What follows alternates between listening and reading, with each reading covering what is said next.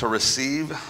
I know God spoke to me this week and gave me a word that I thought was just for youth. But apparently it's for everybody here. So I know the Lord's got a reason for it, and sad that Pastor's not here. But go to verse 14, James 2, verse 14.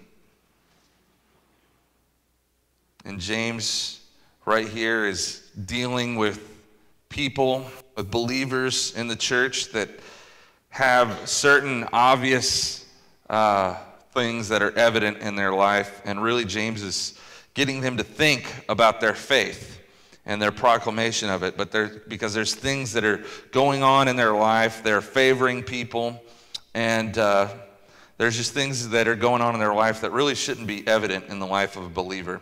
And so James is challenging him here. And verse 14 says, "What good is it, dear brother and sisters, if you say that you have faith, but don't show it by your actions? Can that kind of faith save anyone?"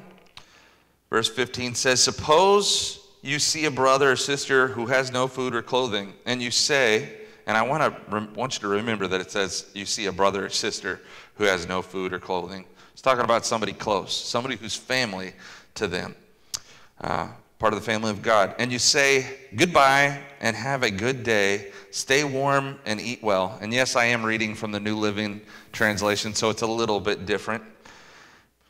"But then you don't give that person any food or clothing. What good does that do?"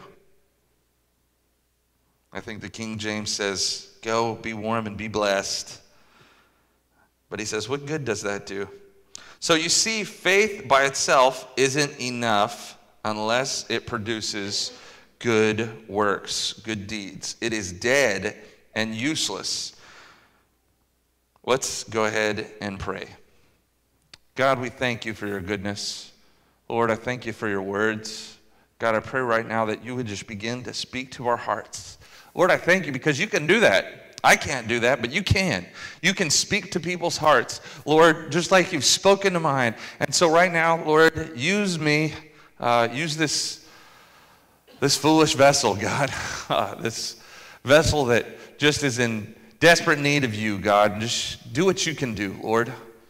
I need you, Lord. And I ask that you would speak through me and that you would yourself right now. We give you glory, we give you honor, I give you praise, Lord, and I just pray that your word, his actions when he offered his son Isaac on the altar. Whoa, wow. That's more than just going to church and reading the Bible right there. That's putting your baby on the altar and bringing a knife to him. That's a pretty big deal, right? God wants to do big things. Okay? You see, his faith and his actions worked together. His actions made his faith complete. And so it happened just as scriptures say. Abraham believed God. God counted him as righteous because of his faith. See, it wasn't the faith. It wasn't just Abraham saying, I have faith. It's what faith produced. And that's really the concept that we're going to talk about tonight, is what faith produces in our life. Abraham's faith produced a pretty crazy moment. Probably that him and his son and his grandkids and his great-grandkids remembered. They remembered this moment, because it's not every day that somebody takes their child. I mean, today, can you imagine if I brought Ethan in here and God told me to slay Ethan before you guys. I'm going to put him right here and just no, you would think that's crazy. And it wasn't any less crazy then, but he knew